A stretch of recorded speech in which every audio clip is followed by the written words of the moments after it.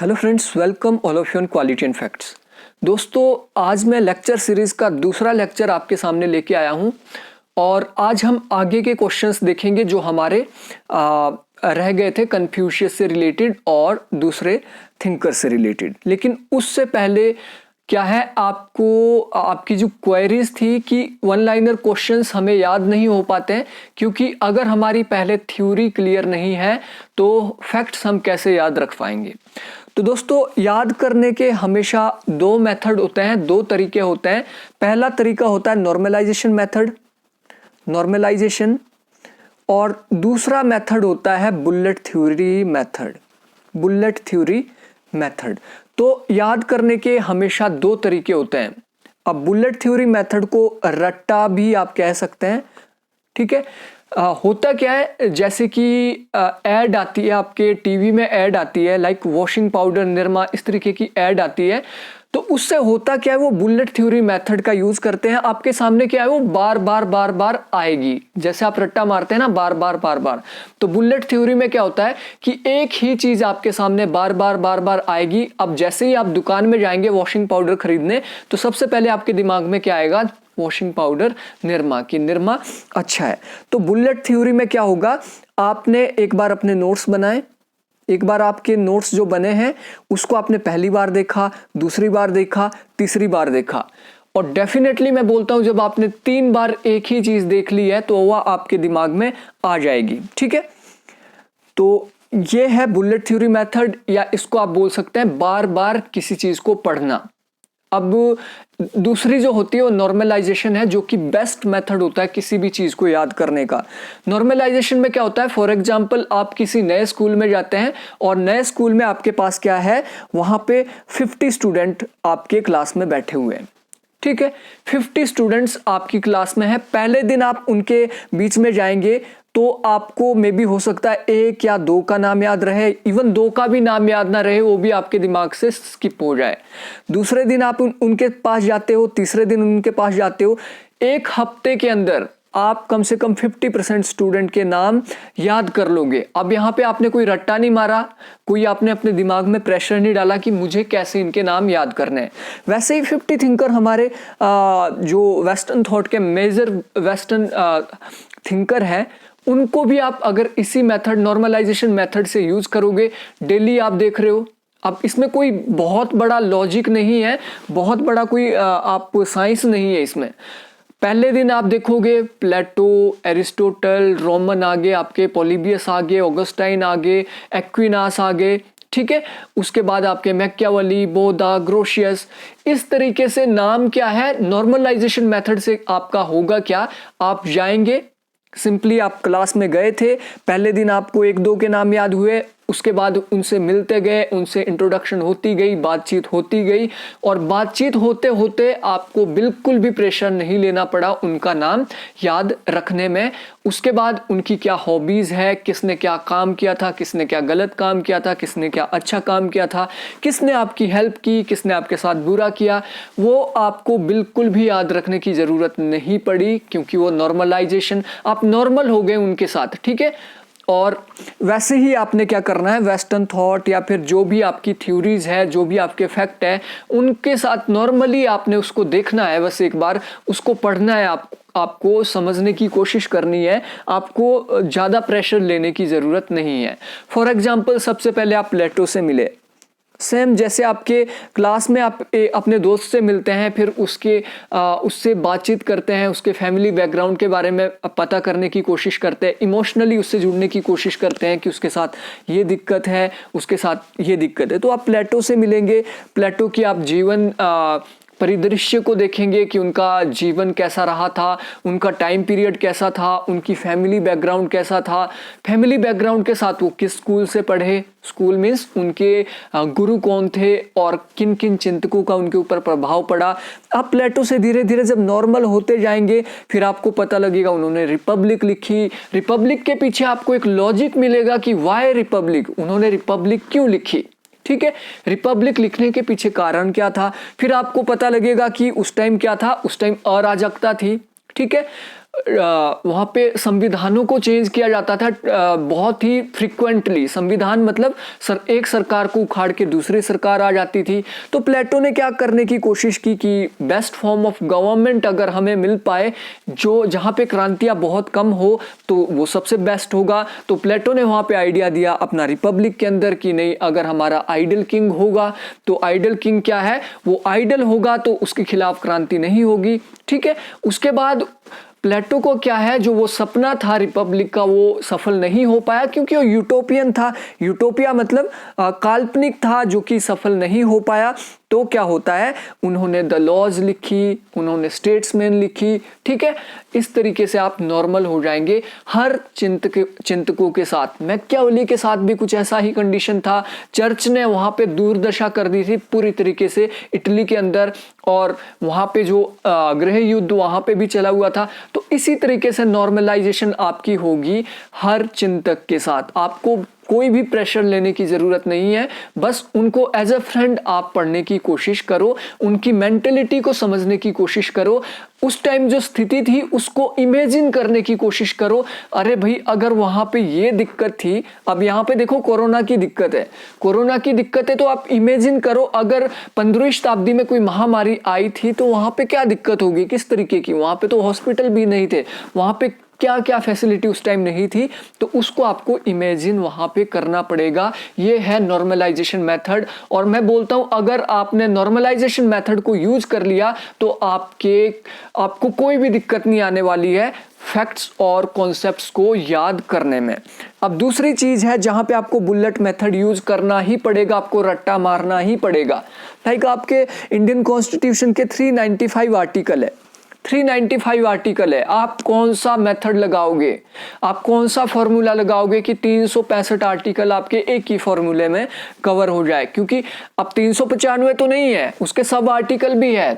Maximum क्या पूछा जाएगा, आर्टिकल 57(2) के अंदर क्या है, होगी ना कंफ्यूजन। अब 395 याद नहीं हो रहे हैं, अब 57(2) के अंदर आप याद कैसे करोगे।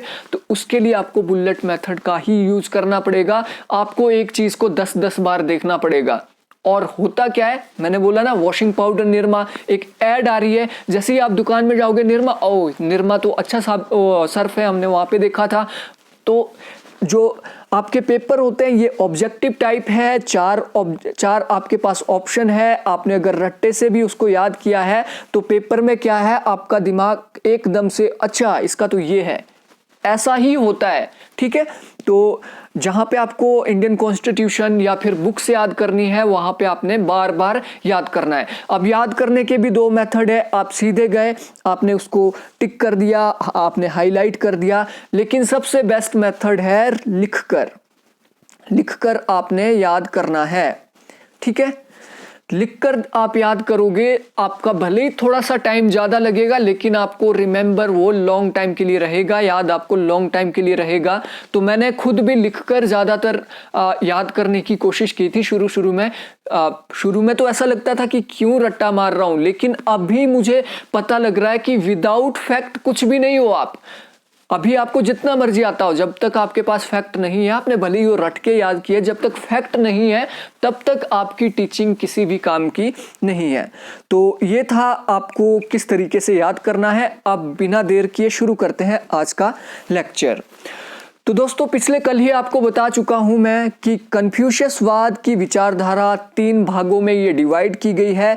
पहली है क्लासिकल कन्फ्यूशियसवाद, दूसरी है मॉडर्न, और तीसरी है न्यू कन्फ्यूशियसवाद। न्यू कन्फ्यूशियसवाद, अब क्लासिकल तो आपको पता है, ये ईसा पूर्व जब कन्फ्यूशियस हुए थे उस टाइम डेवलप हुई, और 200 सालों के अंतराल के अंदर इनके कुछ शिष्य हुए, उन्होंने भी अपने योगदान कन्फ्यूशियस वाद में दिए।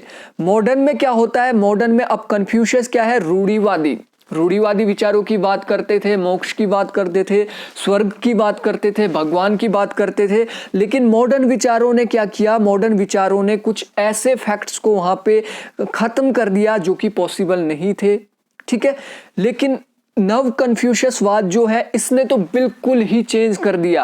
अब नव कन्फ्यूशियसवाद की उत्पत्ति क्यों है, पहले आप उसको समझ लीजिए। 1949 के अंदर क्या होता है, चाइना के अंदर क्रांति हो जाती है। क्रांति के बाद क्या है, वहां पे साइंटिफिक टेम्परामेंट को अपनाने की बात की जाती है, वहां पे धर्मनिरपेक्ष राज्य की बात की जाती है, वहां पे धर्म के आधार पे कुछ भी नहीं उन्होंने अडॉप्ट किया, कुछ भी नहीं। तो यहाँ पे नव कन्फ्यूशियसवाद क्या है, इन्होंने भगवान को भी दरकिनार कर दिया, इन्होंने साइंटिफिक टेम्परामेंट को यहाँ पे अपनाना शुरू कर दिया था। तो ये 3 भागों में डिवाइड किया गया है।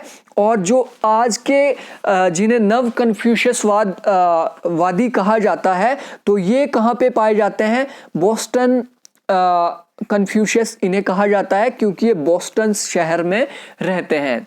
ठीक है, आज के जो प्रेजेंटली हमारे कन्फ्यूशियसवाद के समर्थक हैं।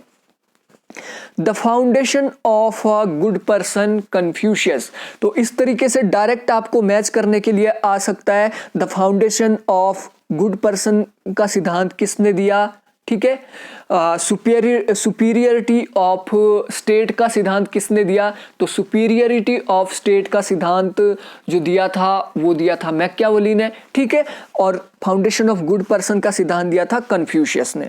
तो फाउंडेशन ऑफ गुड पर्सन का मतलब क्या है, फाउंडेशन ऑफ गुड पर्सन का मतलब है कि ऐसे नैतिक चरित्र का, ऐसे नैतिक गुणों का विकास राज्य व्यक्तियों के अंदर करेगा कि ऐसी फाउंडेशन एक व्यक्ति की होगी कि वो मोक्ष के रास्ते पर जा पाए, वो सैल्वेशन के रास्ते पर जा पाए। तो सबसे पहला काम जो कन्फ्यूशियस की शिक्षाओं का है वो है फाउंडेशन ऑफ गुड पर्सन, एक अच्छे नागरिक का निर्माण करना, एक अच्छे व्यक्तित्व का निर्माण करना। और जब एक अच्छे व्यक्तित्व का निर्माण होगा तो अच्छे सोसाइटी का निर्माण होगा। तो ये दोनों जुड़े हैं कन्फ्यूशियस के साथ, the foundation of good person and foundation of good state या सोसाइटी, ठीक है। कन्फ्यूशियसवाद मोक्ष के विषय में जीवन शैली और विचारों के तत्वों पर चर्चा करता है, लेकिन यह कुछ आध्यात्मिक मामलों के साथ अपेक्षाकृत असंबद्ध है। ये क्या मतलब हुआ, अब देखिए कन्फ्यूशियसवाद स्वर्ग की बात तो करते हैं, अच्छी जीवन शैली की भी बात करते हैं, लेकिन स्वर्ग या मोक्ष से मतलब इनका वो मोक्ष नहीं है जो हिंदू ग्रंथों में आपको मिलेगा, ठीक है। भगवान हमें क्या है, मोक्ष मिलेगा, हम वहां पे क्या है ब्रह्मा के शरण में जाएंगे, हमें असीम सुख प्राप्त होगा वहां पे दूसरी दुनिया में, स्वर्ग कहीं। इन्होंने क्या बोला कि नहीं, ये क्या है, ये आध्यात्मिक मामलों के साथ असंबद्ध है, ये इनका जो स्वर्ग का विषय है वो आध्यात्मिक नहीं है। इन्होंने क्या बोला कि स्वर्ग और नर्क इसी पृथ्वी पर है, कोई दूसरा जगत नहीं है, इसीलिए ये आध्यात्मिक मामलों से अलग है। अब इन्होंने बोला अगर आप अच्छा काम करते हो, अगर आप गुड वर्क करते हो, अच्छा काम करते हो, तो आपको स्वर्ग क्या है, आने वाले 2-4 सालों में, 5 सालों में आपका इतना अच्छा काम हो जाएगा, आपका इतना अच्छा नाम हो जाएगा, आपका इतना अच्छा मेंटल बिहेवियर हो जाएगा कि आप इसी धरती के ऊपर क्या है, स्वर्ग महसूस करोगे, ठीक है। और अगर आप बैड काम करते हो, अगर आप गलत काम करते हो, तो आने वाले टाइम में ऐसा हो जाएगा कि आपका जीवन नर्क के समान हो जाएगा, ठीक है। इसीलिए ये आध्यात्मिक मामलों से असंबद्ध है। आध्यात्मिक मामले मतलब कोई पारलौकिक वर्ल्ड नहीं है, इसी पृथ्वी पर सब कुछ होने वाला है, अच्छा और बुरा, स्वर्ग और नर्क आपके साथ। भगवान लोगों को स्वर्ग में अच्छे या बुरे कर्मों के अनुसार भेजता है। कन्फ्यूशियस, स्वर्ग या नर्क में अच्छे या बुरे कर्मों के अनुसार। स्वर्ग मतलब अगर आपने आज अच्छा काम किया तो कल आपको डेफिनेटली अच्छा उसका फल मिलेगा, आपने बुरा काम किया तो डेफिनेटली आपको नर्क मिलेगा, यानी कल आपको उसके दुष्परिणाम भुगतने पड़ेंगे, ठीक है। कन्फ्यूशियस ने मुख्यतः शिक्षा, धर्म, संगीत, अच्छे समाज और आत्मा से संबंधित शिक्षाएं इन्होंने दी, ठीक है। धर्म से संबंधित कि रिलीजन क्या है, शिक्षा एजुकेशन क्या है, रिलीजन क्या है, म्यूजिक क्या है, और अच्छा समाज और आत्मा के विषय में इन्होंने बात की है। कन्फ्यूशियस ने तत्कालीन सरकार को जनता पर लगाए गए 20% करों को घटाकर 10% करने का सुझाव दिया। तो डायरेक्ट यहाँ पे फैक्ट है, डायरेक्ट क्वेश्चन ये आपके लिए आ सकता है कि उस टाइम क्या है 20% टैक्स लगाए जाते थे और इन्होंने इसको 10% करने का सुझाव दिया। ठीक है,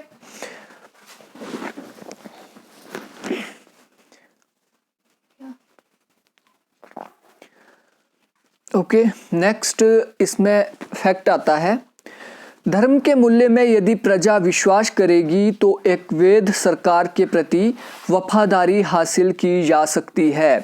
अब यहाँ पे अगर आप मैकियावेली को आपने पढ़ा है तो मैकियावेली क्या बोलते हैं, इन्होंने डायआर्की, इन्होंने क्या है नैतिकता का दो स्वरूप बताए हैं, एक नैतिकता जो कि प्रजा के लिए है और दूसरी नैतिकता जो कि राजा के लिए है। तो मैकियावेली ने क्या बोला था, मैकियावेली ने बोला था कि राजा को नैतिकता का पालन नहीं करना है, लेकिन प्रजा से वो नैतिकता का पालन करवाए, क्योंकि अगर प्रजा धर्म में विश्वास करेगी तो भगवान से डरेगी। ठीक है, भगवान से डरेगी तो वो क्या है कभी भी गलत काम नहीं करेगी। उसी तरीके से कन्फ्यूशियस क्या बोलते हैं, अगर धर्म में उनका विश्वास है, स्वर्ग में उनका विश्वास है, तो जनता बुरे काम नहीं करेगी, जनता बुरे काम नहीं करेगी, वो राजा को अपना भगवान मानेगी, तो डेफिनेटली क्या है एक लेजिटिमेट सरकार आप हासिल कर सकते हैं। कन्फ्यूशियस शिक्षा को महिलाओं तक प्रसारित करने के पक्ष में थे, हालांकि उनकी कोई भी महिला छात्रा नहीं थी। तो इन्होंने यूनिवर्सल एजुकेशन की बात की थी, यानी हर एक व्यक्ति तक एजुकेशन पहुंचाई जाए, लेकिन महिला इनकी कोई भी स्टूडेंट नहीं रही। सरकार की स्थिरता पर विचार करते हुए कन्फ्यूशियस ने बताया कि राजा को चाहिए कि वह प्रजा का विश्वास पात्र बना रहे। इन्होंने क्या बोला कि भले ही राज्य के अंदर अकाल पड़ जाए, राज्य के अंदर शस्त्रों का अभाव हो, ठीक है, अकाल हो, शस्त्रों का अभाव हो, खजाना उसके पास ना हो और बाहरी आक्रमण उसके ऊपर हो जाए। इन्होंने बोला अगर आपके पास कुछ भी नहीं है, अगर आपके पास प्रजा का विश्वास है, तो बाहर से जो आक्रमण आपके ऊपर हुआ है प्रजा के विश्वास के कारण क्या है, आप उस बड़े से बड़े आक्रमण को रोक सकते हैं, क्योंकि प्रजा आपकी तन मन धन लगा के आपके राज्य की रक्षा कर लेगी। इसलिए आपको क्या है प्रजा का विश्वास पात्र बने रहना होगा। राज्य नागरिकों के उचित मार्गदर्शन तथा उत्तम जीवन के लिए शिक्षा का प्रबंध करेगा कन्फ्यूशियस। तो उचित मार्गदर्शन और उत्तम जीवन के लिए क्या करेगा, शिक्षा का प्रबंध करेगा। ये शिक्षा का प्रबंध बिल्कुल उसी तरीके का प्रबंध होगा जैसा कि प्लेटो ने कहा था। प्लेटो ने क्या है आदर्श राज्य के लिए शिक्षा को नींव माना था, शिक्षा को क्या माना था, बेस, नींव माना था कि शिक्षा के द्वारा क्या है आदर्श राज्य की स्थापना होगी, आइडल किंग की स्थापना होगी शिक्षा के द्वारा। वैसे ही कन्फ्यूशियस बोलते हैं अगर आपने एक आइडियल स्टेट बनाना है, आपने अच्छे नागरिक बनाने हैं और उनका क्या है हाई स्टैंडर्ड ऑफ लिविंग करना है, तो आपको क्या है शिक्षा का प्रबंध करना पड़ेगा राज्य को। तो ये एथेंस के अंदर इस तरीके की शिक्षा पद्धति मौजूद थी। कन्फ्यूशियस ने राज्य के पितृ सत्ता का सिद्धांत दिया है, यानी राज्य पिता की तरह लोगों का मार्गदर्शन करेगा। ठीक है, आधुनिक काल में इसी तरह का सिद्धांत पैट्रियार्का में रॉबर्ट फिल्मर ने दिया है। अब पैट्रियार्का जो किताब है उसकी आलोचना की थी जॉन लॉक ने टू ट्रीटाइज ऑन गवर्नमेंट के अंदर। ठीक है, तो पैट्रियार्का की आलोचना जॉन लॉक ने क्यों की थी, पैट्रियार्का की आलोचना जॉन लॉक ने इसलिए की थी क्योंकि जॉन लॉक क्या है उदारवाद के पिता माने जाते हैं, और जॉन लॉक ने बोला एक व्यक्ति विवेकशील होता है, वो अपना अच्छा और बुरा समझ सकता है, इसलिए उसके ऊपर किसी को भी शासन करने का अधिकार नहीं होना चाहिए, उसका कोई गाइडेंस करने वाला उसका नहीं होना चाहिए, क्योंकि विवेक उसके अंदर है।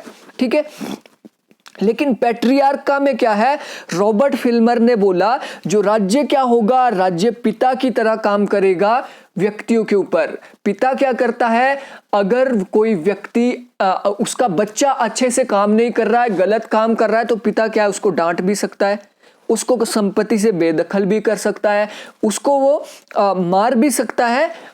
कई तरीके का काम पिता कर सकता है अपनी संतान के साथ अगर वो अच्छे काम नहीं कर रहा है। पिता क्या करेगा, अपने स्टूडेंट्स का अपने जो बच्चे हैं उनका मार्गदर्शन टाइम टू टाइम करता रहेगा। तो यही सिद्धांत दिया था कन्फ्यूशियस ने, जो कि पैट्रियार्का में रॉबर्ट फिल्मर ने दिया था। कानून को कन्फ्यूशियस जेंटल मिनिस्टर यानी सभ्य मंत्री के विवेक का परिणाम मानते हैं, जिनका आम आदमी द्वारा पालन किया जाता है। जेंटल मिनिस्टर से यहाँ पे क्या मतलब है, जेंटल मिनिस्टर से मतलब है कानून ऐसे तत्व होते हैं जो कि सभ्य मंत्रियों द्वारा बनाए जाते हैं। सभ्य मंत्री मतलब कानून कभी भी गलत नहीं होते हैं, कानून कभी असभ्य नहीं होते हैं, ठीक है, अनैतिक ये कभी नहीं होते हैं, कानून हमेशा अच्छे होते हैं, ठीक है। कन्फ्यूशियस का शिक्षा सिद्धांत समानता पर आधारित है। उन्होंने शिक्षा को बिना किसी भेदभाव के सभी को उपलब्ध कराने की बात की। इन्होंने मनु की तरह शिक्षा को केवल ब्राह्मणों तक सीमित नहीं रखा, ठीक है। इन्होंने शिक्षा को हर एक क्लास को देने की बात की, भले ही वो लोअर क्लास हो, मिडिल क्लास हो, अपर क्लास हो उस टाइम की, ठीक है। इन्होंने हर किसी को शिक्षा देने की बात की, इवन महिलाओं को भी शिक्षा देने की इन्होंने बात की थी। समझौता एक घटना नहीं, निरंतर चलने वाली प्रक्रिया है, ठीक है। Contract is not an event, it is a continuous process, ये रूसो कहते हैं। ये क्वेश्चन डायरेक्टली कई बार रिपीट हुआ है, इसलिए मैंने यहां पे ये क्वेश्चन डाला है, ठीक है। कि कुछ लोग बोलते हैं कि जनरल विल क्या है, जनरल विल वो एक टाइम पे बना दी जाती है और उसको क्या है, फॉलो किया जाता है। तो रूसो बोलते हैं कि समझौता कोई एक टाइम पे नहीं होता है, क्योंकि परिस्थितियां हमेशा बदलती रहती है। जो जनरल विल 19वीं शताब्दी में थी, जरूरी नहीं है कि जनरल विल 20वीं शताब्दी में भी वही होगी। यानी जनरल विल चेंज होती रहेगी अकॉर्डिंग टू सिचुएशन। इसलिए समझौता क्या है, निरंतर चलने वाली प्रक्रिया है और ये टाइम के साथ चेंज होता रहेगा, ठीक है। अब यहां से आपके कुछ फैक्ट्स शुरू होते हैं, बुक्स शुरू होती है। इसको आप बुलेट थ्योरी मेथड से भी यूज कर सकते हैं और जनरलाइज मेथड से भी आप इसको याद कर सकते हैं। The book of फैलेसीज, the book of फैलेसीज 1824 में आई है, ये बेंथम की बुक है। अब आपको देखने को मिला होगा इस बार मार्क्स से क्वेश्चन आए थे, मार्क्स की बुक्स को अरेंज करने के लिए क्वेश्चन आए थे। तो ये क्वेश्चन क्या है, पहले से भी रिपीट हुआ है मार्क्स का, पहले भी इसी तरीके का क्वेश्चन आया था, अभी सेट में भी क्वेश्चन आया है, नेट में भी क्वेश्चन आया है। तो थोड़ा सा आपने डेट्स को भी याद रखने की कोशिश करना है, बार बार पढ़ोगे तो डेफिनेटली आपको ये याद आ जाएगी, ठीक है। तो ये आपकी the book of fallacy Bentham की। कैटेचिज्म ऑफ पार्लियामेंट्री रिफॉर्म, तो ये तो इस तरीके का आपको बहुत ही इजी है याद करने के लिए। पार्लियामेंट्री रिफॉर्म के ऊपर बहुत ज़्यादा काम किया है बेंथम ने। पार्लियामेंट्री रिफॉर्म के अंदर इन्होंने क्या काम किया है, अब देखिए ये उपयोगितावाद के समर्थक थे।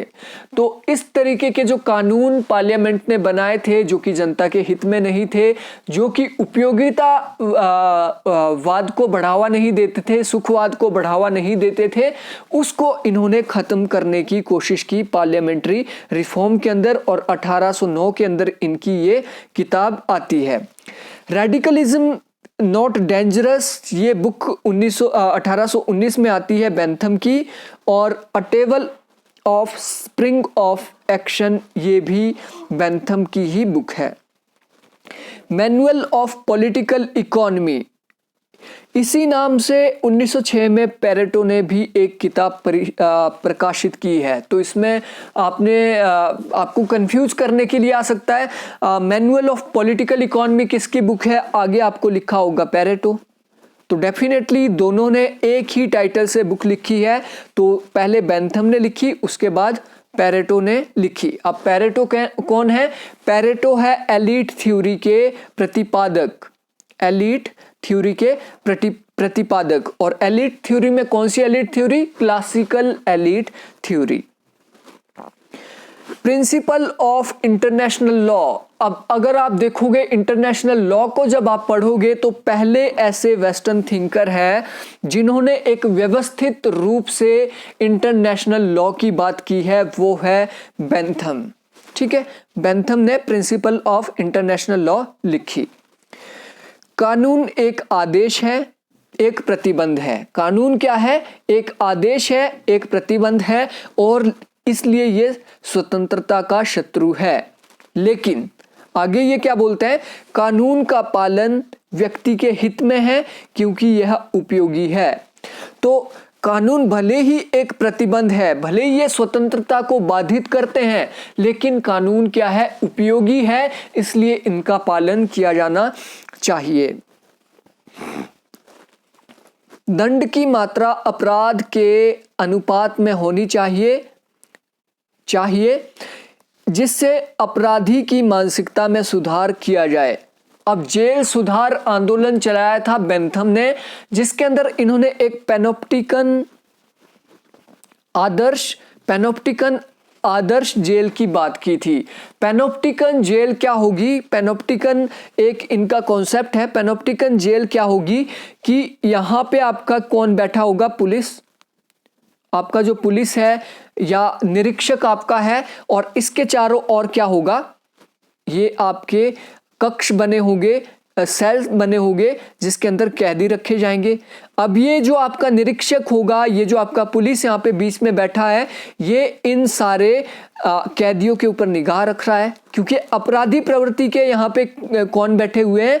कैदी बैठे हुए। तो इनके ऊपर क्या है? निगाह रखेगा जो आपका निरीक्षक होगा, और उनके क्या है, जो करेक्टर है, उनकी मानसिकता है, उसको सुधार करने की कोशिश करेगा। और जब उनके करेक्टर में सुधार हो जाएगा, उनकी जो आपराधिक प्रवृत्ति खत्म हो जाएगी, फिर उनको क्या है? जेल से बाहर निकाला जाएगा। उन्हें दंड इस तरीके से नहीं दिया जाएगा कि लाइक फिजिकल दंड उनको नहीं दिया जाएगा। तो इस तरीके का जेल सुधार आंदोलन इन्होंने शुरू किया था, और इन्होंने कहा था कि जितना बड़ा अपराध उतना बड़ा दंड, जितना कम अपराध उतना कम दंड। अन्य उपयोगितावादी विचारक। अब 4 उपयोगितावादी विचारक तो आप जानते हैं। सबसे पहले बेंथम है, ठीक है, बेंथम के बाद आते हैं जेम्स मिल के बाद आते हैं जेम्स मिल के पुत्र J.S. मिल। 3 तो आपको पता है। चौथे उपयोगितावादी विचारक है जॉन ऑस्टिन भी उपयोगितावादी विचारकों में गिने जाते हैं। जॉन ऑस्टिन के बाद 5वां है जॉर्ज ग्रोथ, और 6ठा है अलेक्जेंडर वेंड। ये 6 विचारक हैं जो आपको याद रखने हैं, उपयोगितावाद से जुड़े हुए हैं। और बेंथम के अनुसार सुख के 4 स्रोत होते हैं। सुख के 4 स्रोत, कहां से आपको प्लेजर मिलता है, हैप्पीनेस आपको मिलती है? पहला स्रोत है धर्म के द्वारा आपको सुख मिल सकता है, राजनीति के द्वारा आपको सुख मिल सकता है, आपको पॉलिसीज के द्वारा सुख मिल सकता है, और आपको भौतिक संसाधन मैटेरियलिस्टिक थिंग्स से भी आपको सुख मिल सकता है बेंथम के अनुसार।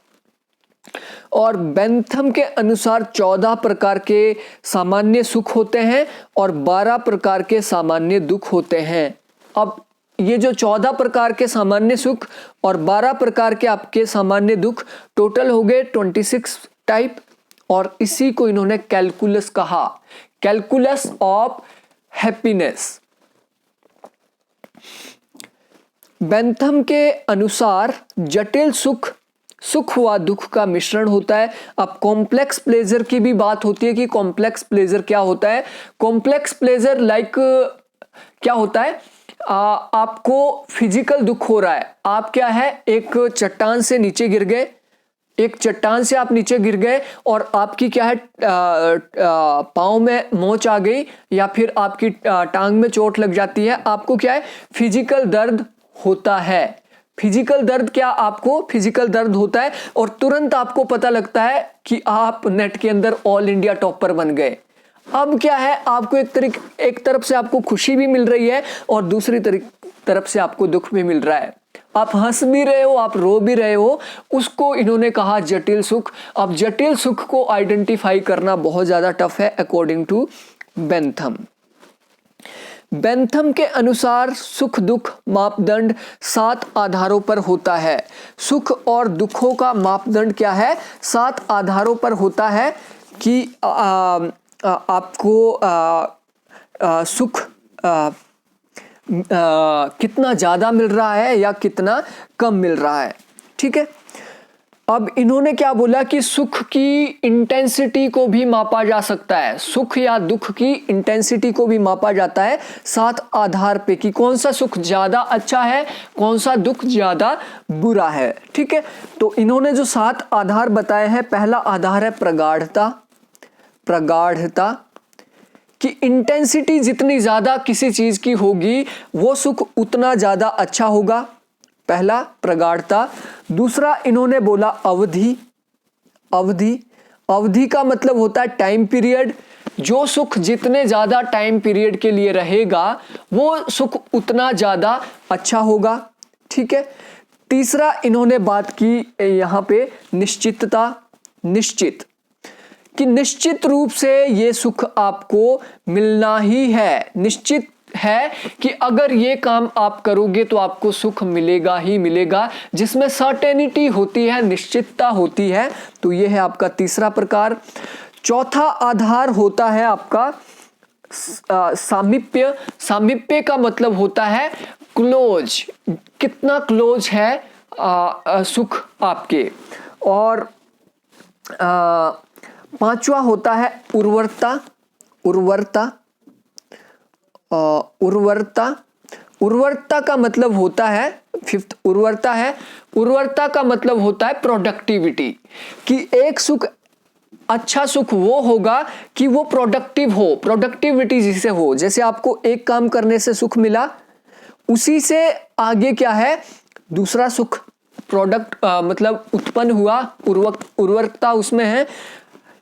आपने एक काम किया था, उससे आपको सुख मिला और उसी से दूसरा सुख मिला, उसी से आपका तीसरा सुख आगे जनरेट हुआ, तो उर्वरकता उसमें होनी चाहिए। छठा इन्होंने बताया है अशुद्धता। शुद्ध भी वो होना चाहिए, जितना ज्यादा शुद्ध होगा उतना ज्यादा वो क्या होगा, अच्छा सुख कहलाएगा। और सातवां है सीमा। सातवां है सीमा, कि हर सुख और दुख की एक लिमिट होती है, एक सीमा होती है। ठीक है, तो ये 7 इन्होंने आधार बताए। बौम्मईवाद अनुच्छेद 356 से संबंधित था। अब दोस्तों जो SR बॉम्बई केस था, ये आर्टिकल 356 से रिलेटेड था और इसमें कहा गया था the Bommai verdict spelled out clearly that the imposition of Article 356 by President on a state government should not be arbitrary and there should be a solid ground for it. अब ये क्या है, ये जो केस आया है ये 1994 में आया है और इसमें क्लियरली मेंशन किया गया था कि जो आर्टिकल 356 है, जो कि आपातकाल लागू किया जाता है राज्यों के ऊपर, ये क्या है, एब्सोल्यूट नहीं है, एब्सोल्यूट पावर ये नहीं है। और जब भी आपातकाल लगाया जाए स्टेट्स के ऊपर तो एक स्ट्रॉन्ग ग्राउंड उसके लिए होना चाहिए, एक स्ट्रॉन्ग रीजन उसके लिए होना चाहिए। J.S. मिल की कुछ बुक्स हैं, इसको भी आपको याद करना है, लाइक प्लेटोज डायलॉग। सिंपल है, आपको एक या दो बार में याद हो जाएगा। प्लेटोज डायलॉग किसने लिखी? Plato's dialogue J.S. मिल की बुक है। सिस्टम ऑफ लॉजिक कई बार रिपीट हुआ है, डेफिनेटली आप लोगों को पहले से ही याद होगी, J.S. मिल की बुक है। Some unsettled question in political economy. Political economy की सबसे पहले बात की थी बेंथम ने और बेंथम से ही इन्होंने ये आइडिया उठाया है। ठीक है, enfranchisement of women यानी महिला मताधिकार की इन्होंने जो बात की थी, अब आपको अच्छे से पता होगा कि जेएस मिल महिला मताधिकार के कितने ज्यादा समर्थक थे। ठीक है। On the improvement in the administration of India 1858, ये भी जेएस मिल ने लिखी है। पार्लियामेंट्री रिफॉर्म जेएस मिल ने लिखी है 1859 में। उपयोगितावाद यूटिलिटेरियनिज्म 1861 में जेएस मिल ने बुक लिखी है। अब ये भी आपको समझने में बहुत ज़्यादा इजी होगा। हालांकि फादर ऑफ यूटिलिटेरियनिज्म माने जाते हैं बेंथम, बट बेंथम ने इसके ऊपर बुक नहीं लिखी है। जेएस मिल जो उनके शिष्य हुए हैं उन्होंने इसके ऊपर बुक लिखी है। एग्जामिनेशन ऑफ हैमिल्टन्स फिलोसफी, ये भी जेएस मिल ने लिखी है। 3 एसेज ऑन रिलीजन जेएस मिल की बुक है। राज्य व्यक्ति की इच्छा और आवश्यकता का परिणाम है, जॉन स्टुअर्ट मिल कहते हैं।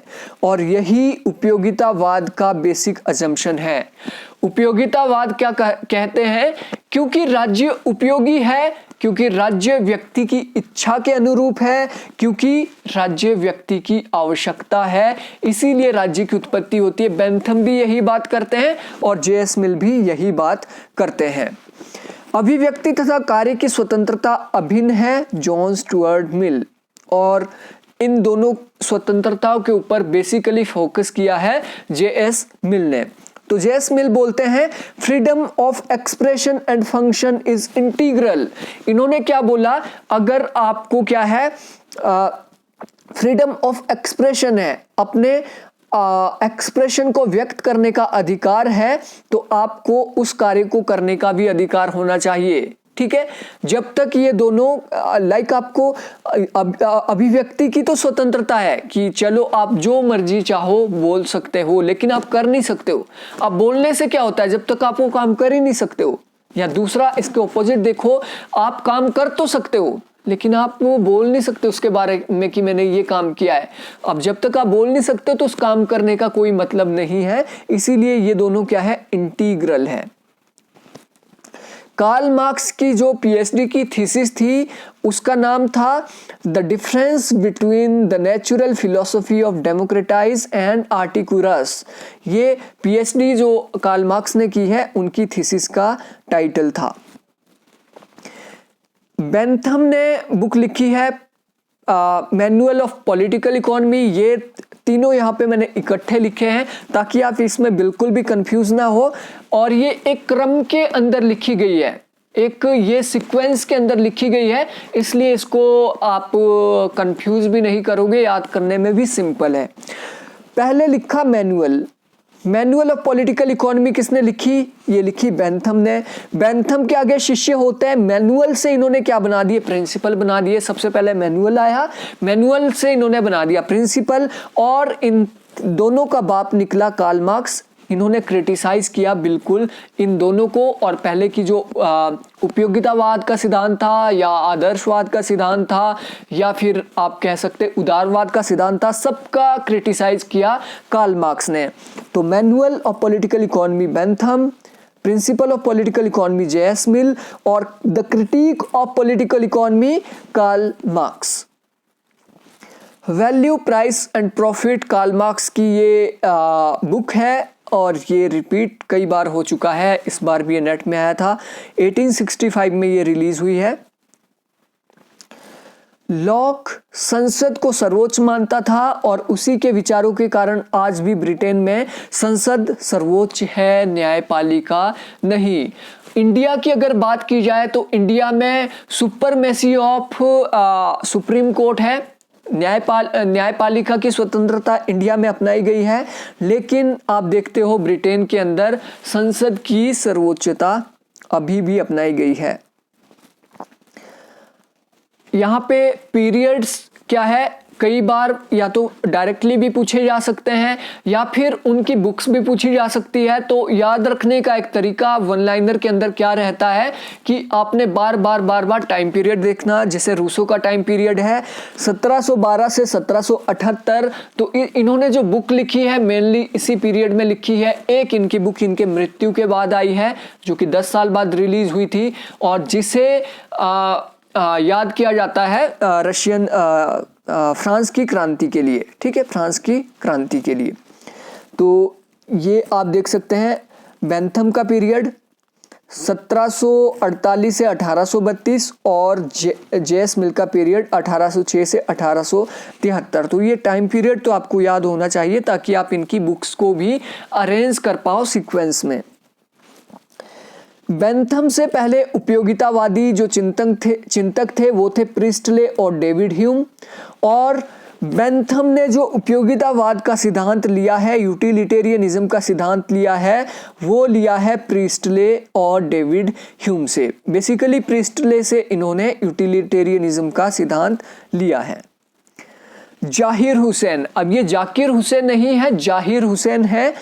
जाहिर हुसैन ने जवाहरलाल नेहरू को मैन ऑफ साइंस कहा था। ठीक है, जवाहरलाल जो नेहरू थे वो 1926 में स्विट्जरलैंड गए थे, और 1926 में स्विट्जरलैंड जाने के बाद, ये 1926 में स्विट्जरलैंड क्यों गए थे, क्योंकि 1927 में यूएसएसआर की 10वीं वर्षगांठ में इनको हिस्सा लेना था और इसी के चलते समाजवादी चिंतन का प्रभाव पड़ा था जवाहरलाल नेहरू के ऊपर। 1940 में नेहरू नेशनल प्लानिंग कमेटी के चेयरमैन बनते हैं। तो डायरेक्ट क्वेश्चन कूट में भी आ सकता है कि कब नेहरू चेयरमैन बने नेशनल प्लानिंग कमेटी के।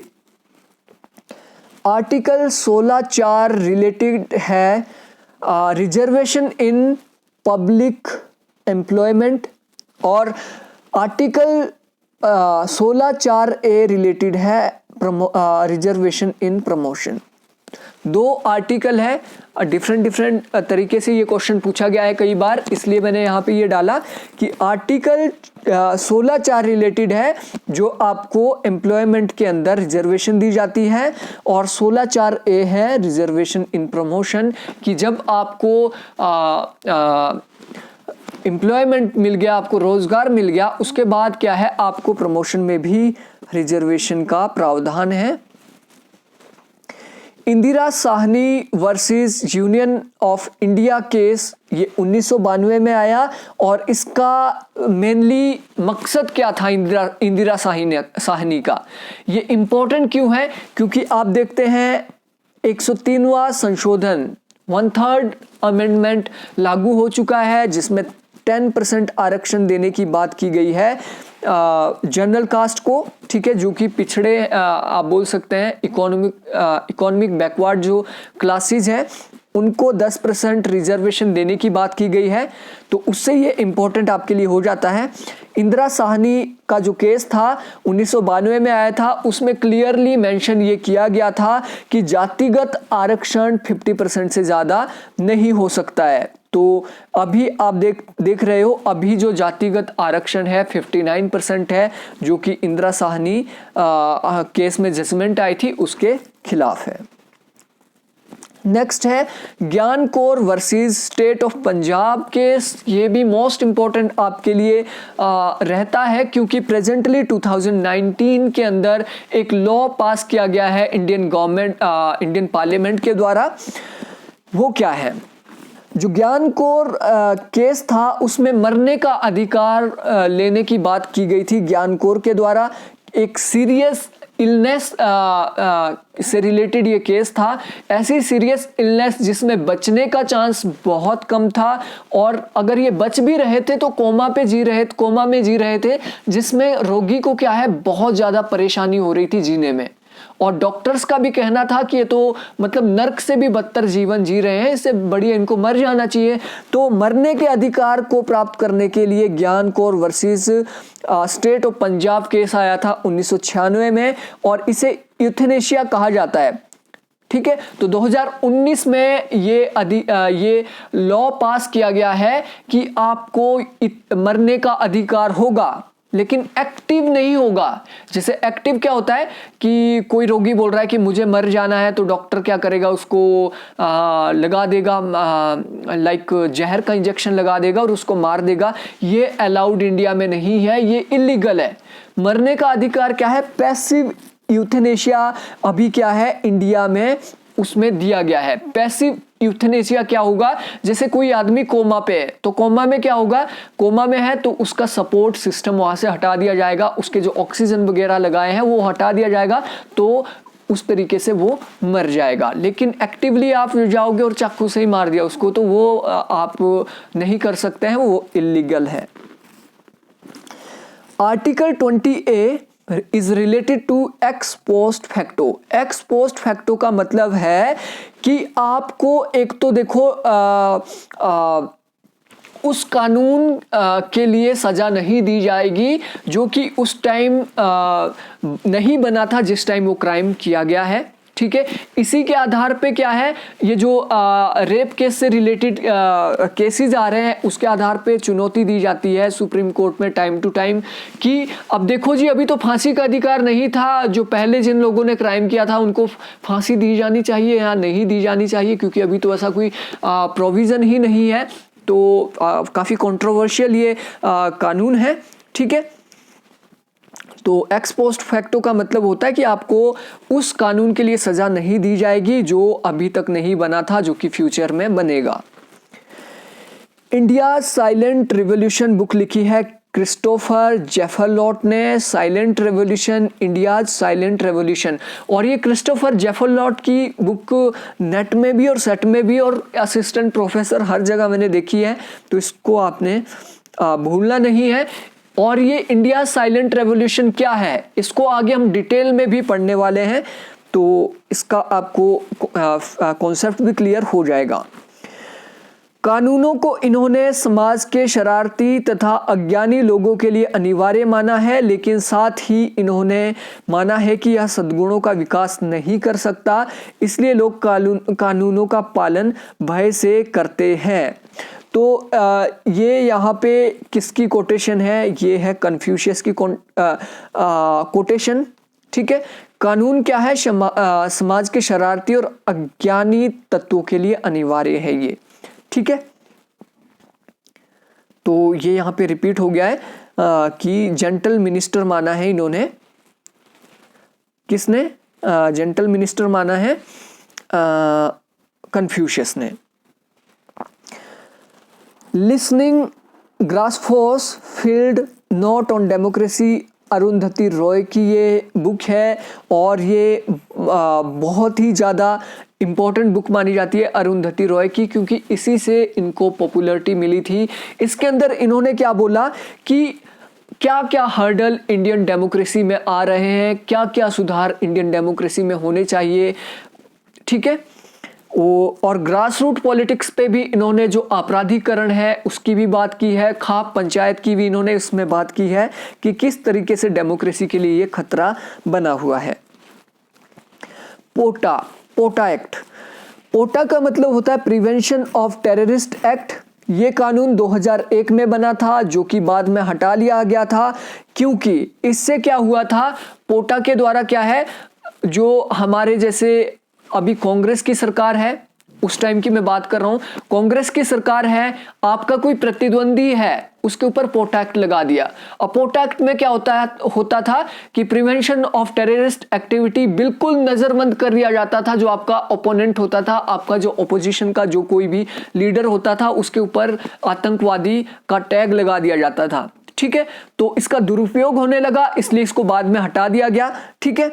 और ये एक ऐसा कानून था जिसके लिए आपको संयुक्त अधिवेशन बुलाना पड़ा। अब संयुक्त अधिवेशन ओनली 3 टाइम्स अभी तक आया है, संयुक्त जॉइंट जो सिटिंग होती है पार्लियामेंट की, ओनली 3 टाइम्स अभी तक लाई गई है। उनमें से पोटा एक है, उसमें से दहेज से रिलेटेड जो कानून लाया गया था दहेज का जो प्रिवेंशन करने के दहेज का जो खात्मा करने के लिए लाया गया था, और एक बैंकिंग सर्विस से रिलेटेड एक्ट लाया गया था। तो ये 3 बैंकिंग, दहेज और POTA act, only 3 time joint sitting हुई है हमारे पार्लियामेंट की।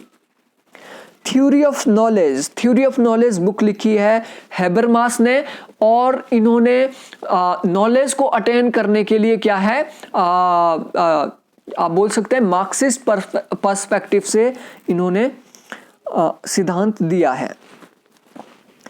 इमैनुअल कांट के अनुसार आइडिया सेंसेशन की उत्पत्ति है, और ये 4 चरण बताता है आइडिया की उत्पत्ति की। ये आपके लिए इंपॉर्टेंट है, क्योंकि इमैनुअल कांट ने क्या है, इमैनुअल कांट आपके आप बोल सकते हैं जो इंपीरिकल थ्योरी है उसको स्थापित करने में इनका बहुत ज़्यादा योगदान रहा है। ठीक है, तो इमैनुअल कांट ने बोला है कि आइडिया का ओरिजिन कैसे होता है। सबसे पहले क्या होगा, सेंसेशन का मतलब होता है, फॉर एग्जाम्पल आपने क्या है, किसी चीज को छुआ, गर्म चीज को छुआ, तो आपकी क्या है, आपकी सेंस जो है, आपकी त्वचा है, आपकी त्वचा भी एक प्रकार की सेंस है, आपको क्या है, आपको गर्म लगा तो आपको सेंसेशन हुआ। सेंसेशन से क्या होगा, आपका परसेप्शन होता है कि अगर मैं गर्म चीज को छूंगा तो मेरा हाथ जल सकता है, तो ये आपकी एक परसेप्शन बन गई। परसेप्शन से क्या है, आपका कॉन्सेप्शन बनेगा, ये डेफिनेटली एक कॉन्सेप्ट बन जाएगा, ये एक क्या बन जाएगा, थ्योरी बन जाएगी कि डेफिनेटली आप चाहे आपका सिल्वर की चीज गर्म हो, आपकी लोहे की चीज गर्म हो, पीतल की चीज गर्म हो, कोई भी धातु को आप छूओगे तो वो डेफिनेटली क्या है, आपको जलाएगी। ठीक है, तो ये आपका एक कॉन्सेप्ट बन जाएगा, और जब ये कॉन्सेप्ट बन गया तो आपका आइडिया फॉर्मुलेट हो जाएगा। तो ये 4 चरण बताए हैं इमैनुअल कांट ने। ब्रिटिश शासन के दौरान 1856 में विद्यासागर के प्रयासों से विधवा पुनर्विवाह कानून बना। ठीक है, तो 1856 में विधवा पुनर्विवाह कानून बना, window remarriage act. Rakhmabai case 1889 में आया है, और ये बाल विवाह के विरोध में आया था, और इसी के चलते एज ऑफ कंसेंट 1891 लाया गया था, जिसमें विवाह की उम्र 12 से 14 वर्ष करने की वकालत की गई थी, जिसका विरोध किसने किया था, बाल गंगाधर तिलक ने। रखमाबाई केस में क्या हुआ था, रखमाबाई केस में हुआ था कि रखमाबाई की कम एज के अंदर शादी कर दी गई थी, और उसका जो हस्बैंड था वो उसके साथ मारपीट करता था, उसके साथ बहुत बुरा व्यवहार करता था, उसका जीवन नरक से भी बदतर कर दिया था, और कम उम्र में शादी करने के वजह से इन्हें बहुत सारी फिजिकल आप बोल सकते थे दिक्कतों का सामना करना पड़ा था। ठीक है, और इनका तो इन्होंने क्या है, ये केस आया था 1889 में। ठीक है, और उस टाइम देख सकते हो आप 12 साल उस टाइम क्या थी, एज ऑफ कंसेंट क्या थी, 12 साल, शादी करने की उम्र क्या थी, 12 साल। तो इस केस के अंदर क्या है, 14 वर्ष करने की बात की गई थी, लेकिन बाल गंगाधर तिलक ने बिल्कुल उसका विरोध किया, क्योंकि आप देखते हैं बाल गंगाधर तिलक एक रूढ़िवादी हिंदूवादी चिंतक है, और इन्होंने माना कि ये तो भाई हमारे हिंदू धर्म के अंदर हस्तक्षेप है, इसलिए इन्होंने इसका विरोध किया था। शारदा एक्ट 1929 में आता है। अब देखो, जब ये फेल हुआ था इस तरीके से, तो शारदा एक्ट आता है। शारदा एक्ट भी एज ऑफ कंसेंट से रिलेटेड है, विवाह की उम्र को बढ़ाने के लिए ये आया था, और शारदा एक्ट के द्वारा क्या है, महिलाओं के लिए, विमेंस के लिए 18 वर्ष और पुरुषों के लिए 21 वर्ष निर्धारित की गई थी शारदा एक्ट के द्वारा, कि महिलाओं की शादी 18 वर्ष से पहले नहीं होनी चाहिए और पुरुषों की 21 से पहले नहीं होनी चाहिए।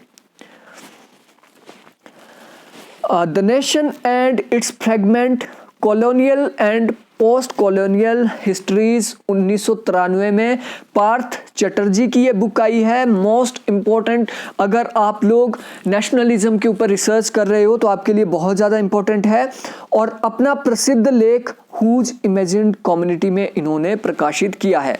तो ये क्या है, ये बुक नहीं है, ये इनका एक लेख है, ये एक आर्टिकल है जो कि इन्होंने प्रकाशित किया, हुज इमेजिन्ड कम्युनिटी, जो कि बुक आई थी 1993 के अंदर। एम.एन. रॉय का दर्शन प्रकृतिवादी भौतिकवादी है, यानी प्रकृति के नियमों के अनुसार ही भौतिक विकास सही है। प्रकृतिवादी भी है और भौतिकवादी भी है कि आप प्रकृति के नियमों के खिलाफ विकास नहीं करोगे। प्रकृति के नियमों के साथ जो आप अपनी डेवलपमेंट करोगे वही आपके लिए सही है। नेशनलिज्म बुक लिखी है 1917 में रविंद्रनाथ टैगोर ने, और रविंद्रनाथ टैगोर ने कहा कि नेशनलिज्म व्यक्ति व मानवता के लिए हानिकारक है। नेशनलिज्म का इन्होंने उदाहरण दिया किस तरीके से इटली के अंदर, किस तरीके से जर्मनी के अंदर, जर्मनी का एकीकरण 18वीं शताब्दी में होने लगा था। नेशनलिज्म के कारण क्या है, इंडिया में भी धीरे धीरे हिंदू नेशनलिज्म, ठीक है, मुस्लिम नेशनलिज्म, मुस्लिम लीग की स्थापना हो गई थी, हिंदू महासभा की स्थापना हो गई थी। तो इससे क्या है, धार्मिक रूप से एक नेशन के रूप में क्या है, जैसे हिंदू नेशन के रूप में, मुस्लिम नेशन के रूप में लोग क्या है कट्टरता अपनाने लगे थे, और जिसके कारण क्या है ये मानवता के लिए हानिकारक सिद्ध होने लगा था। 1912 में रविंद्रनाथ टैगोर ने गीतांजलि नामक एक बुक लिखी थी, फेमस बुक है, जिसके लिए 1913 में इन्हें नोबेल प्राइज मिला था। कन्फ्यूशियस ने द चॉइस ऑफ स्वर्ग, द चॉइस ऑफ हेवन, स्वर्ग का रास्ता या मोक्ष की बात की है। इसके द्वारा राजा अपनी सत्ता को वैध बनाता है, क्योंकि माना जाता है राजा भगवान का दूत होता है जो जनता को मोक्ष के रास्ते पर ले जाता है। प्रिंट कैपिटलिज्म, प्रिंट कैपिटलिज्म का सिद्धांत दिया है बेनेडिक्ट एंडरसन ने, और प्रिंट कैपिटलिज्म का जो सिद्धांत है वो मोस्ट इंपॉर्टेंट हो जाता है नेशनलिज्म के संदर्भ में या नेशन बिल्डिंग के संदर्भ में। प्रिंट कैपिटलिज्म का मतलब क्या है, सबसे पहले तो आपको बेनेडिक्ट एंडरसन का जो नेशनलिज्म का सिद्धांत है वो समझना पड़ेगा। इन्होंने क्या बोला कि नेशनलिज्म क्या है, एक जो कम्युनिटी है, कम्युनिटी के अंदर एक इस प्रकार की भावना का निर्माण होना कि वो अपने देश के प्रति, अपने राष्ट्र के प्रति प्यार करे, ठीक है, अपने आप को एक राष्ट्र से संबंधित वो माने। तो प्रिंट कैपिटलिज्म का मतलब है प्रिंट मीडिया के द्वारा, न्यूज़पेपर के द्वारा नेशनलिज्म, न्यूज़ पेपर के द्वारा क्या है नेशन को स्ट्रॉन्ग बनाना, पत्रिका के द्वारा नेशन को स्ट्रॉन्ग बनाना, बुक्स लिख के पत्रिका को स्वतंत्र अपने क्या है नेशन को स्ट्रॉन्ग बनाना। तो ये क्या है, एक प्रकार का कैपिटलिज्म है। तो ये बेनेडिक्ट एंडरसन का सिद्धांत है। Subjection under control of our culture, यानी हम अपनी संस्कृति के कारण ही गुलाम बने हुए हैं। एम.एन. रॉय का ये मोस्ट इंपॉर्टेंट सिद्धांत है। इन्होंने क्या बोला कि हमारी संस्कृति ही ऐसी है जो हमें गुलाम बनाती है। हमारी संस्कृति क्या है, हमारी संस्कृति है आध्यात्मिक। हमारी संस्कृति क्या है, संस्कृति क्या है आध्यात्मिक, और आध्यात्मिक के साथ ये क्या है, ये है रूढ़िवादी, ठीक है। लाइक वर्ण व्यवस्था की अगर हम बात करें एम.एन. रॉय के अनुसार, या जाति व्यवस्था की बात करें, तो हमारी संस्कृति के अंदर क्या है जाति व्यवस्था लाई गई है, और जाति व्यवस्था क्या है हमें गुलाम बनाती है। दूसरी जाति में हमें विवाह नहीं करने देती है। दूसरी जाति से विवाह अगर हम करते हैं तो क्या है, समाज की जो मानसिक प्रवृत्ति है इस तरीके की है कि उसको एक्सेप्ट नहीं करेगा। तो यानी हम अपनी संस्कृति के कारण ही गुलाम बने हुए हैं। Democracy to pro democracy Atul Kohli की बुक है। इसमें डेमोक्रेसी और प्रो डेमोक्रेसी की इन्होंने बात की है कि डेमोक्रेसी को हम कैसे अच्छा बना सकते हैं, ठीक है, और क्या क्या कारण है जो डेमोक्रेसी के लिए खतरनाक है। तो ये बुक आपको मोस्ट इंपॉर्टेंट है, इसको आपने याद करना है। जम्मू कश्मीर में शेख अब्दुल्ला की मृत्यु के बाद 1982 में फारूक अब्दुल्ला नेशनल कॉन्फ्रेंस के अध्यक्ष बने। सिंपल है, शेख अब्दुल्ला के बाद कौन बने, फारूक अब्दुल्ला। कन्फ्यूशियस के अनुसार राज्य व व्यक्ति के 5 निरंतर गुण होते हैं। राज्य पहले व्यक्ति के अंदर 5 गुण होते हैं और व्यक्ति से ही क्या है राज्य बनता है, तो राज्य के भी 5 गुण होंगे। पहला है आपका अनुकंपा, दूसरा अनुष्ठान, स्वामित्व, तीसरा है न्याय, चौथा है अखंडता और पांचवा है ज्ञान। अब देखिए राज्य और व्यक्ति के इन्होंने क्या बोले हैं, 5 गुण बोले हैं। जब आप प्लेटो को देखते हैं तो प्लेटो ने राज्य और व्यक्ति के 3 गुण बोले हैं और चौथा गुण बताया है उन्होंने न्याय को। 3 गुण कौन कौन से प्लेटो ने बताए हैं? पहला बताया है उन्होंने विवेक, दूसरा बताया उन्होंने साहस, तीसरा बताया उन्होंने क्षुब्धा यानी भूख या प्रोडक्टिविटी की भावना, और चौथा बताया उन्होंने न्याय। तो उसी तरीके से यहां पे बात कर रहे हैं कन्फ्यूशियस, इन्होंने 5 गुण बताए हैं राज्य और व्यक्तियों के। 1887 में फारूक अब्दुल्ला की नीतियों से तंग आकर जम्मू कश्मीर में लोगों ने नेशनल मुस्लिम पार्टी बनाई। तो ये यहीं से डायरेक्ट आप देख सकते हैं 1982 में फारूक अब्दुल्ला क्या है नेशनल कॉन्फ्रेंस के अध्यक्ष बनते हैं। उनकी कुछ रूढ़िवादी नीतियां थी और तानाशाही नीतियां थी, जिसके कारण क्या है नेशनल मुस्लिम लीग बनाई गई जम्मू कश्मीर के अंदर। आर्टिकल 371A नागालैंड से संबंधित है। अब सारे राज्यों के लिए 371 के तहत कुछ विशेष प्रावधान किए गए हैं, जिसकी ट्रिक ये है नाम आस मैजिक। नाम नॉन अलाइनमेंट मूवमेंट भी आप इसको बोल सकते हैं, AAS नाम आस मैजिक, नाम आस मैजिक। यहाँ पे आई आप देख रहे हैं स्मॉल लेटर में लिखा है, दैट्स मीन आई यहाँ पे हमारा साइलेंट रहने वाला है। लाइक अब देखिए ना फॉर एन फॉर नागालैंड 371 ये ए के अंदर दिया गया है। 371 बी में दिया गया है असम ए, एम के अंदर मणिपुर दिया गया है। 371 सी में नाम आस, इसी तरीके से आपने क्या है नाम आस मैजिक, ठीक है। A for Andhra Pradesh, A for Andhra Pradesh से जुड़ा तेलंगाना, ठीक है। तेलंगाना विश्वविद्यालय से ये रिलेटेड है, तो AA का मतलब है ये आंध्र प्रदेश से ही रिलेटेड, आप इसको याद कर सकते हैं। एस फॉर सिक्किम, मैजिक का M for Mizoram, A for Arunachal Pradesh, G for Goa और आई एस यहाँ पे स्मॉल लेटर में तो साइलेंट है, के फॉर कर्नाटक। नाम आस मैजिक, तो इस तरीके से आप इसको याद कर सकते हैं। हर्बर्ट मार्क्यूज ने वन डायमेंशनल मैन लिखी है। One dimensional man studies in the ideology 1964 में ये बुक आई थी और हर्बर्ट मार्क्यूज एक अमेरिकन विद्वान थे। वन डायमेंशनल मैन में इन्होंने क्या बोला कि इंडस्ट्रियलाइजेशन के कारण और पूंजीवाद के कारण व्यक्ति वन डायमेंशनल हो गया है। उसका ध्यान किधर जा रहा है? ओनली एक ही डायमेंशन की ओर जा रहा है, जो कि है पैसा कमाओ, प्रोडक्टिविटी बनाओ, ठीक है, ज्यादा से ज्यादा उत्पादन करो। तो वन डायमेंशनल मैन का सिद्धांत दिया है हर्बर्ट मार्क्यूज ने। एरर ऑफ सिविलाइजेशन ये बुक भी लिखी है हर्बर्ट मार्क्यूज ने। मैरी वॉल्स्टनक्राफ्ट, यहां से हमारा शुरू होगा। मैरी वॉल्स्टनक्राफ्ट का जन्म हुआ था लंदन में 1759 के अंदर, और उसके बाद आप देखते हो रीजन एंड रिवॉल्यूशन, ये 1941 में हर्बर्ट मार्क्यूज की बुक आई थी। Critique of pure reason Immanuel Kant की बुक है। लॉक और ह्यूम के बाद इमैनुअल कांट प्रत्यक्षवादी विचारक रहे हैं। तो पहले प्रत्यक्षवाद के पिता किसे कहा जाता है? प्रत्यक्षवाद का पिता कहा जाता है लॉक को। लॉक के बाद डेविड ह्यूम ने यह सिद्धांत दिया, उसके बाद दिया है इमैनुअल कांट ने, और किस में दिया है? क्रिटिक ऑफ प्योर रीजन के अंदर। An essay on liberation Herbert Marcuse की बुक है। अ क्रिटिक ऑफ प्योर टॉलरेशन, ये भी हर्बर्ट मार्क्यूज की बुक है।